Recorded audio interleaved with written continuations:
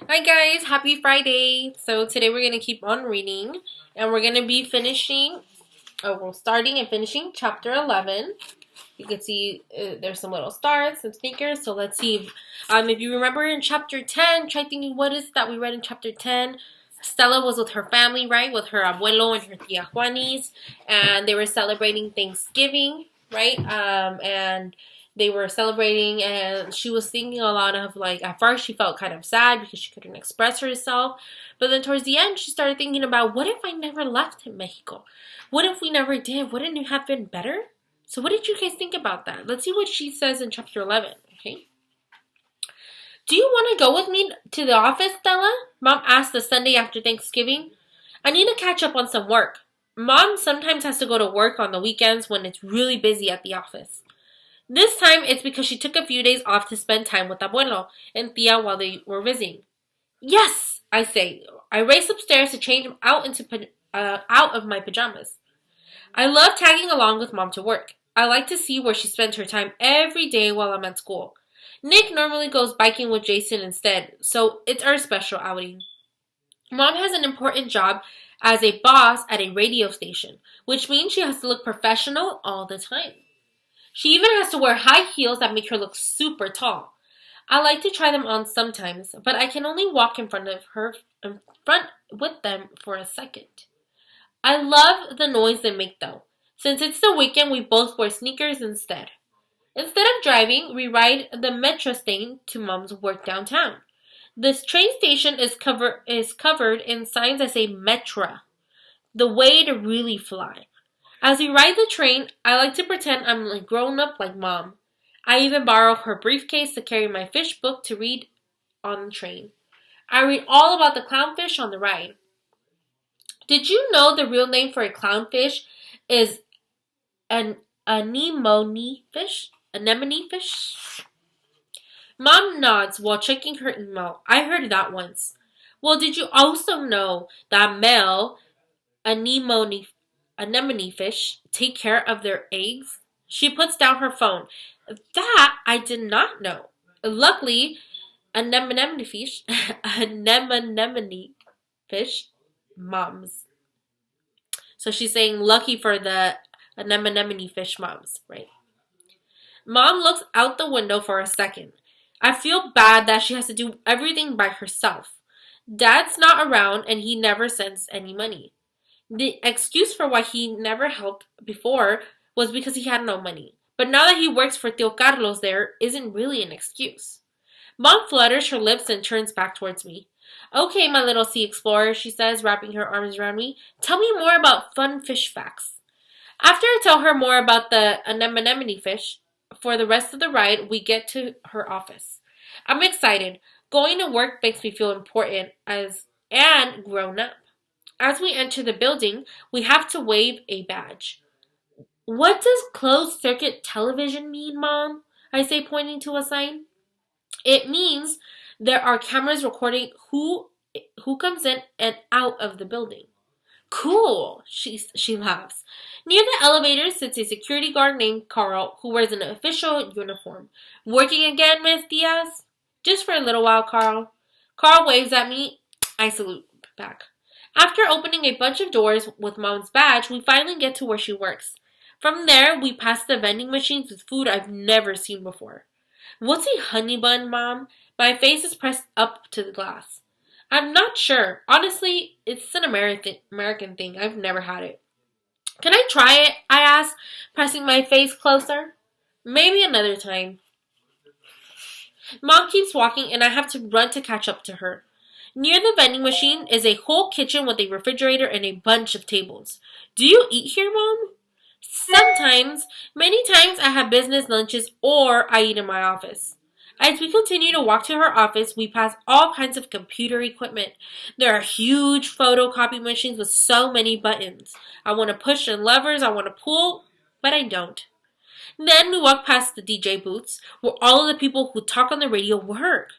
There are even more buttons here, ones that light up too. I recognize the voice of the DJ, but we don't really listen to the radio station too much in the car. Mom likes to listen to salsa and classical music instead. That's when I notice a man in the booth. He steps out for a second and says, Buenos dias, señora. Hola, she says. Nacho, ella es mi hija, Stella. Mom introduces me to Nacho. I chin roja and hide behind Mom. He laughs and says, Mucho gusto, Stella. I know that means nice to meet you. So to be polite, I say quietly, sí, igualmente. Then I run ahead of Mom, and finally we get to her office. I love Mom's office. I usually like to lie on her couch or sit across from her desk pretending that I'm her assistant. I also like going through all of the cabinets and drawers. I don't think she always likes that, but I can't help it. So here she is, right? She's pretending to be Mom's assistant. She's just there, and she says that she's so curious about everything that she even wants to press all the buttons, and that she doesn't know if Mom likes it, but it's really hard for her not to do it. What do you want to do while I'm working, Stella? She says as she turns her computer on. She looks a little stressed out. I pause, closing a drawer full of post-it notes and pens. Then I get a great idea. Can I write a story, Mom? See, she says. While she works in her office, I decide to go to an empty cubicle.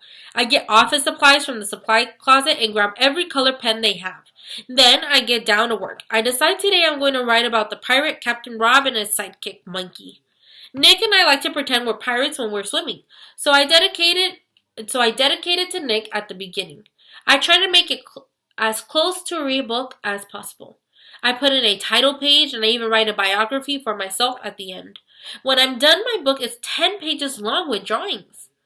I tiptoe to Mom's office. She's typing away at her computer while chewing on a pen. Mom, Mande, Mom says, looking distracted. I finished my story. Wonderful, I'm almost done too. Okay, I say, but it takes her a little bit longer than she says. I get bored while waiting, so I explore around the office a bit.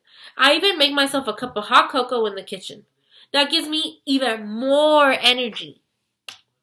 So I quietly run from cubicle to cubicle, peeking in to see everyone's pictures and decorations. Finally, I make my way back to her office. Sorry, Stella. Really just a couple more minutes, then we'll eat lunch, she says, typing away at her computer. While she finishes, I lie on her couch and hang my head over the side. I look at her in her office upside down. She has a few pictures of Nick and me up on the wall. She also has one of my drawings. It's one that I did on our trip to Wisconsin, Dells, from a couple of years ago. It's one of our last trips as a family before my parents divorced. I did a drawing of the little deer and pine trees we saw as we rode on the sled. I look over at Mom. Mom looks so serious as she works. I feel bad that Dad isn't so good at being a dad. If he was, Mom wouldn't have to work so hard. I wonder if she likes her job. I don't even realize that I say it out loud. It's a fun job. Sometimes it's too long, she says. And I'd rather be at home with tú y tu hermano, or on the beach, she winks. Enough work anyway. Show me your book. I walk over to her. Be prepared to be amazed. It's the best thing I've ever done. I'm sure it is. We read my book together. It's the epic story of Captain Rob and Monkey, who go in search of treasure, and the evil pirate who tries to steal it. The story ends with a cliffhanger because I plan on writing a sequel. When we're done reading, she spins her chair to face me and gives me a hug. I love it, Stella. Now I know what will make it more official. We can do it while we're leaving. She locks up her office and we walk over to my room with the photocopier and the other fancy machines. She heads to the one that looks like it has giant teeth and grabs a coil, a piece of plastic, and a piece of black paper. Por favor, she says, motioning for me to give her my story. She puts the plastic in front of it, then she puts the black paper on the back. Next, she inserts the coil around the giant teeth in the machine. Before she grabs the big handle, she says, watch your manitas. I move my little hands. Then there is a big snap. My pages are bound together. I squeal, it's a book! When I go to the school the next day, I walk over to Miss Bell's desk before the class starts. So here is her cover page with her little coils, and she's so excited. I wrote a story over the Thanksgiving break, Miss Bell. That's wonderful, Stella, Miss Bell says. Do you want to read it out loud to the class? I shake my head, no. What if I help you and we only read a little bit? I guess so. I'm really proud of my story and I do want to share it with the class. I just don't want to have everyone looking at me. The last thing I want to do is repeat the first day of school. When class begins, Miss Bell stands up in the front with my book. Look at what one of your classmates did over the weekend. Stella drew and wrote a whole story just for fun. It's called Captain Rob and Monkey. She starts flipping through the pages. I feel roja. Cool, pirates, said Stanley. Miss Bell starts reading my story and it actually sounds pretty good. Then she looks over to me. Stella, would you like to read a paragraph? I get up. I'm shaky. I read the paragraph quickly and never look up the whole time. Then I sit back down. Thank you, Stella. I think you did a great job, she says as she hands me back my book. This relates perfectly to your animal project. Class, you've all been working hard researching. Well, there is a new part to the project. You all will be presenting the projects to the class. You'll have to talk for 5 minutes each and show us everything that you just and you have to show us everything you learned about your project. Now, everyone knows that just talking in front of the class can be a little boring, so I want you to make the presentations fun and exciting. Like costumes, asked Ben. Yes, you can wear costumes, you can do a dance, anything is possible. I'm going to wear my equestrian outfit, says Jessica. Her family owns a horse, so naturally she's doing her project on horses. As the whole class starts talking, I get extra quiet.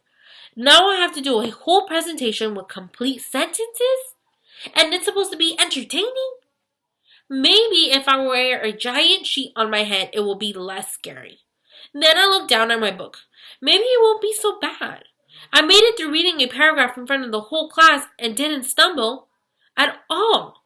That's way better than the first day. Maybe I can do this. I see Stanley looking at me. Then I see Jessica, who looks carefree and even excited about the presentation. Nope, I have a feeling the story isn't going to end well. So she was very excited, right? She wrote a story. She even did a whole cover for it. She got it bound, but now she has to do presentations. So how is that going to make her feel? How does she feel about that now? That she's like, I just got done with one thing and I don't have to do another?